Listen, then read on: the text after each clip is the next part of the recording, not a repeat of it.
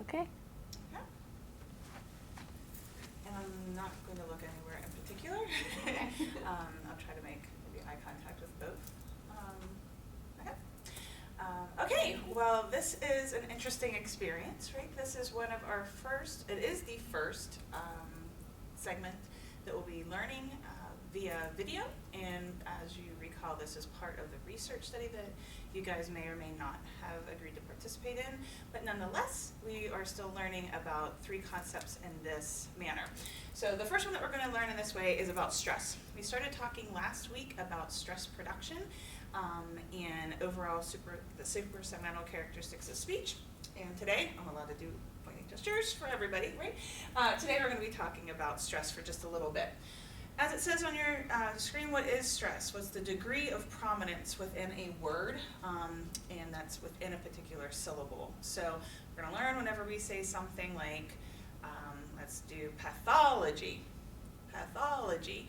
Where is the stress in that? So you can think pathology, and you can get an idea where the loudest and longest and highest pitched syllables are within a word. What's the definition? So part of stress is that there's a greater motoric effort that goes into producing stress. And that's compared to unstressed syllables. Sometimes we refer to those as strong syllables and weak syllables. So for a strong syllable, they are going to have this motoric effort that's greater than a weak syllable.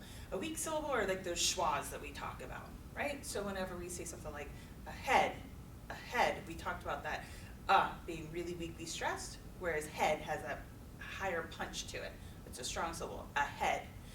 Head has greater motoric effort because it is louder, it is longer, and it has higher frequency.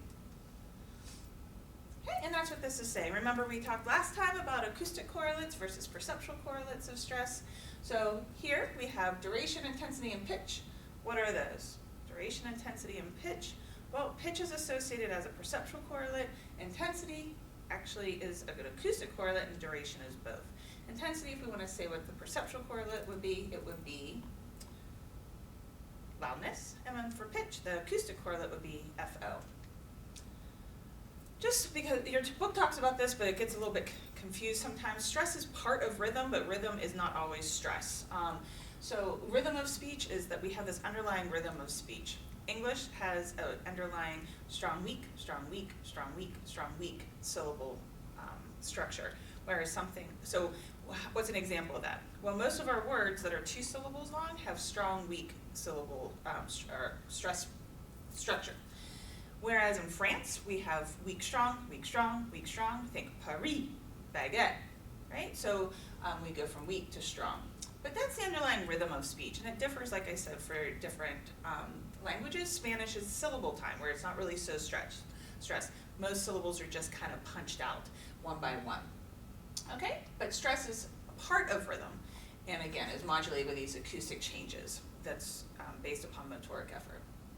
Okay, so we're going to come back to this, but I'm going to give you some examples too. But it helps to point out that we're talking about multisyllabic words when we're talking about stress. We can talk about stress within an utterance and say, okay, well, function words like and the and is and this are weakly stressed within the greater context compared to words like the cat, right? So we can talk about that, but we're going to really focus on individual words that have more than one syllable, or multisyllabic words like we talked about last time. Okay? So what's a couple examples to work through? So I have 3 up here, and each have 3 syllables in length. The first one is Wichita. You guys say it now. Wichita. Wichita. Okay, think about where the stress is. Compare that with the next one, which is position. Position. Position. Position. Wichita. Wichita. Position. Okay? And then the last 3-syllable example I have up there, again, we should be hearing slight differences, not slight, we are hearing differences of where stress is on these 3-syllable words. Kangaroo. Kangaroo. Kangaroo. Kangaroo. Okay? Let's map them onto each other and just think about these differences. Wichita. Position. Kangaroo. So we should be hearing that each of these words have stress primary stress, that firm fullness stress on one of these syllables and they're all different. So where's Wichita? Wichita. First syllable. Position, well, we're going in order. You kind of figuring it out. I'm leading you there for these, right? Position, position. So we have it on the second syllable there. And then lastly, kangaroo, kangaroo on the last syllable. First syllable, second syllable, third syllable. Now that we kind of get the general idea about stress assignment, let's think about three specific terms that we're going to apply just for two-syllable words. Okay? So the first is trochees. Sometimes we use the word trochaic as the descriptor as well. But whenever we're talking about the noun version, it's called a trochee. What's a trochee? Two-syllable words, I just said that, right? And these are the most frequent two-syllable stress structures in English. I just told you it's a rhythm, it's a stress rhythm of weak, or strong to weak in English. So we would expect that two-syllable words in English then would mostly have strong, then weak syllables. So we have robot, robot. Another example that I added was tiger, tiger. And then heather, heather. All are trochees. They have a trochaic stress rhythm pattern. Iams, in contrast, are words that are having the weak then strong syllable structure. So what are some examples of weak, strong words that are two syllables? Giraffe, giraffe. Okay, you do that with me. Giraffe. Do you hear how that's different? If we were going to say it with strong stress on that first syllable, it would sound more like giraffe. Giraffe. Hear that difference? Giraffe. Second example I have up there is machine. Machine. Okay? It's sounding more like that ahead. Ahead example that we have used already as example of weakly stressed schwa.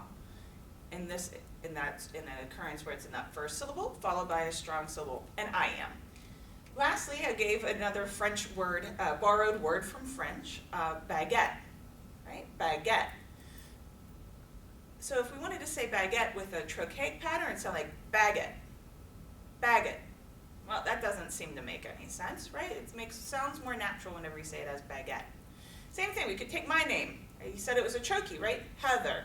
If we produced it as an I am, it would sound more like Heather, Heather. Sounds kind of exotic and all, right? But that's not that's not the optimal, not optimal, but that's not the intrinsic stress pattern within this lexical item. Lastly, I'm going to throw this word in there. I think it stopped recording. Did it? Yeah, I think there's a limit. I can try to see if we're recording again. I have to edit anyways from that one especially, so. It says it's recording. Okay, so we should be good. Yeah. All right. Thank you. All right. So nope, it's not. Darn it. I might have to get. Can Yeah.